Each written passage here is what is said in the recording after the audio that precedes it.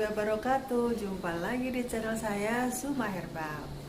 Selamat menonton ya teman-teman. Semoga bermanfaat dan jangan lupa subscribe, like, and comment.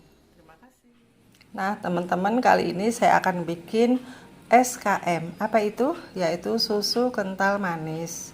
Tapi ini yang versi diet. Jadi kalian yang diabetes, kalian yang ingin kurus bisa mengkonsumsi ini ya. Dan bahan-bahannya ini adalah fiber cream. Fiber cream itu seperti apa? Kalian bisa beli di online, cari di Tokped, di Shopee, banyak ya. Namanya fiber cream. Itu adalah pengganti susu dan santan buat orang-orang yang diet. Dan dia juga mengandung serat yang tinggi, jadi sehat gitu ya, lumayan sehat. Tapi semua itu ada takarannya, jangan berlebihan. Mentang-mentang sehat terus kalian makan setengah kilo gitu ya, ya jangan gitu loh. Semua itu ada batasnya, makanya dibaca dulu ya aturan-aturannya. Kemudian air kira-kira nanti dikira-kira ya, ini saya belum bisa memastikan. Nanti lihat aja video saya. Jadi kita sambil bikin tuh sambil dites kekentalannya itu berapa gitu. Kemudian kita pakai gula, terserah ya mereknya. Saya nggak menganjurkan merek ini itu, terserah aja, saya nggak endorse. Kebetulan saya punyanya ini, jadi ini saya pakai 10 saset gula diet yang 0 karbo ya. Oke, sekarang mari kita eksekusi. Ini susu dari fiber cream, kita tuang di panci.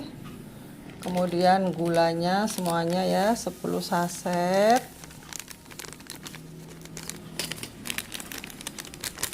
Jadi teman-teman, kalian kalau pengen sembuh dari diabetes ataupun kepengen kurus, itu dietnya itu yang benar-benar. Jadi karbohidrat yang tersembunyi itu harus dihindari gitu loh. Apa itu karbohidrat yang tersembunyi? Ya banyak, misalnya kalian mau makan es krim. Nah, dilihat di situ. Di situ kan ada tuh info nutrisi, biasanya ya yang kemasan-kemasan yang sudah perusahaan besar-besar itu pasti ada daftar info gizi, info nutrisi itu. Nah, kita fokusnya ke karbo dan serat dan gula. Di situ lihat. Kalau karbonya itu misalnya per saji, biasanya per saji itu 100 gram ya. Misalnya per saji itu 7 gram misalnya. Terus kita lihat ada nggak kandungan seratnya. Kalau di situ ada kandungan serat, misalnya seratnya 2 gram, saya kasih kira-kira 50 mili dulu ya, kita aduk-aduk. Karena ini jangan kebanyakan air, nanti ngerebusnya makin lama.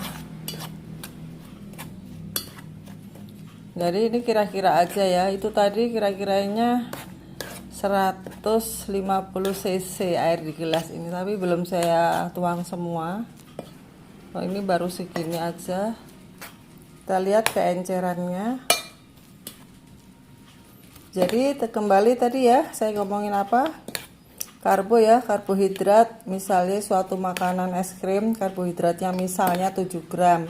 Di situ ada serat misalnya. Atau jangan es krim lah, es krim mah nggak ada seratnya kali. Ini aja deh. Beras aja ya. Beras merah itu. Beras merah per saji 28 gram misalnya loh karbohidratnya ya. Karena saya nggak hafal ya teman-teman, atau 22 gram lah misalnya beras merah. Nah, terus di situ ada kandungan serat. Kandungan seratnya itu sekitar 4 misalnya atau 3. Nah, net carb, jumlah karbohidratnya itu harus diambil serat gitu loh. Misalnya tadi 22, diambil seratnya 4, berarti tinggal 18. Berarti kalau makanan itu semakin tinggi serat, maka ya semakin bagus gitu untuk orang yang lagi diet rendah karbo ya. Begitu teman-teman ya. Nah ini seperti ini ya kayak encerannya. Jadi nggak saya semuain ya, kira-kira tadi itu 100. Pokoknya ini kita aduk dulu sampai mencampur rata, baru kita bawa ke atas kompor. Kalau mau ngasih vanili boleh, tapi nanti. Tapi saya nggak suka vanili gitu. Saya maunya yang ori aja lah. Soalnya saya trauma, saya pernah pakai vanili rasa susu. Saya makanya kebanyakan, padahal tuh harganya mahal loh. Ini saya enak, pusingnya sampai berhari-hari. Maksudnya itu perasaan trauma itu masih terus berhari-hari. Jadi sekarang kalau bikin apa-apa saya nggak pakai vanili lagi. Nah ini kita aduk dulu sampai benar-benar tercampur rata. Terus kita bawa ke atas kompor. Nah ini teman-teman udah di atas kompor. Tapi apinya itu kecil aja ya. Kira-kira itu setengah senti tingginya. Ini kita aduk terus sampai asat. Nah ini teman-teman nih, ini harus diaduk terus ya, kalau enggak dia akan ngendap di bawah tuh, ada kan tuh yang gosong nih. Jadi kita aduk terus sampai saat. Jadi kalau kalian mau cepet, takut capek, pertama sebelum mendidih itu boleh nggak diaduk ya. Setelah mendidih baru wajib diaduk. Ini diteruskan sampai kental. Udah gitu aja kok, sampai kental udah jadi deh. Ini belum ini ya, ini masih encer banget tuh. Jadi agak kental lagi. Nah kalau sudah kayak gitu, udah mau asat, belum asat banget sih ini. Nah ini ditambahkan lagi ya 2 sendok fiber creamnya, atau kalau kalian punya susu bubuk yang untuk ini ya, yang rendah karbo ya, boleh ditambahkan susu yang rendah karbo ya teman-teman. Ini saya nggak punya, saya hanya pakai fiber cream aja lah, karena saya mau ngasih contoh ke teman-teman. Jadi ya harus yang aman, yang karbonya benar-benar rendah. Nah ini diaduk terus sampai tercampur rata ya. Nah ini teman-teman udah saya angkat. Jadi ngaduknya tuh tadi lumayan lama, karena saya langsung masukin susu bubuk ke sini, jadi menggumpal-gumpal gitu ya. Jadi ini saya kasih trik buat kalian supaya nggak ngumpal-ngumpal. Sebelum kamu masukin ke sini susu bubuk yang terakhir tadi loh, itu aduk-aduk dulu, larutkan dengan air kira-kira 2 sendok makan di mangkok atau di gelas, baru dicampurkan ke sini ya. Kalau untuk saya tadi juga bisa, cuman akhirnya capek, aduknya tuh lama banget. Tuh ini nanti semakin dingin dia akan semakin kental gitu loh. Nih dari pinggir-pinggirnya ini kan ada tuh karamel ya, itu mengkaramel kan. Ini akan terus saya aduk biar enggak melangit, kan ada kan langit-langit gitu loh. Ini kita aduk terus sampai kira-kira itu udah agak dingin gitu, baru kita berhenti. Nih ini akibat tadi susu yang langsung dicemplungkan ke sini ya. Saya salah tadi teman-teman ya, maaf ya. Tuh ini ada gumpalan-gumpalan. Oke, nggak masalah lah, yang penting enak. Nanti bisa untuk topping apa saja. Misalnya kamu punya kue nih, aku punya kue. Ini kemarin bikin dari labu sama campuran tepung-tepung yang rendah karbo. Nah ini aku bikinnya sedikit. Jadi aku tuh kalau begitu sedikit-sedikit teman-teman ya, nggak banyak. Karena yang dia di rumah ini hanya saya. Jadi saya paling bikin 6 biji gitu aja.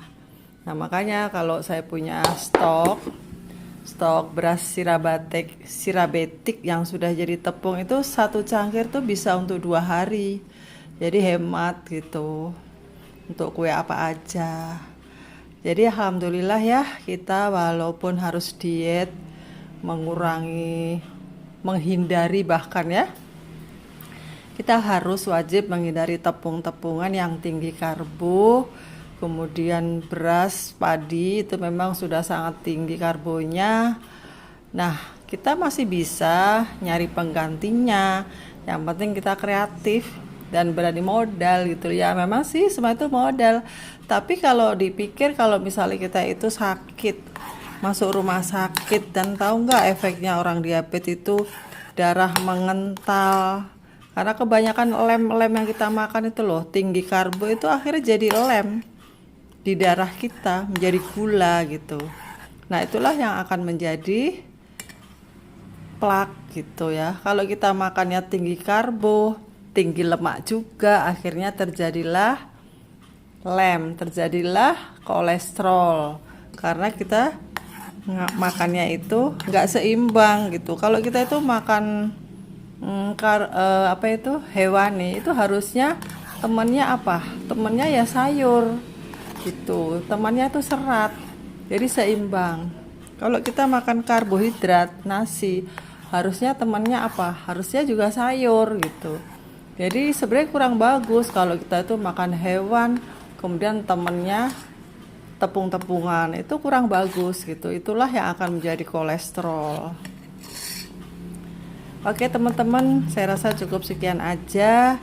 Nanti untuk bikin susu coklat ya, ada yang nanyain juga. Insya Allah ya, di video-video yang akan datang saya akan bikin susu kental manis yang rasa coklat. Dan ini yang rasa orinya ya. Kalau misalnya kalian suka ini mau kasih vanili atau rasa susu, boleh-boleh saja ya. Silahkan aja, ngasihnya sekarang ini setelah diangkat dari kompor. Jadi rasa vanilanya itu masih utuh gitu loh. Nah, setelah dingin, susu ini bisa kita aplikasikan ke kue tuh. Warnanya cakep ya, warnanya coklat muda gitu. Padahal ini nggak ada warna, cuman ini karamel gitu loh. Jadi dia mengkaramel akhirnya menjadi seperti ini. Hore, kita sudah punya susu kental manis yang sangat tidak boleh buat orang diabetes. Ternyata kita bisa bikin. Alhamdulillah.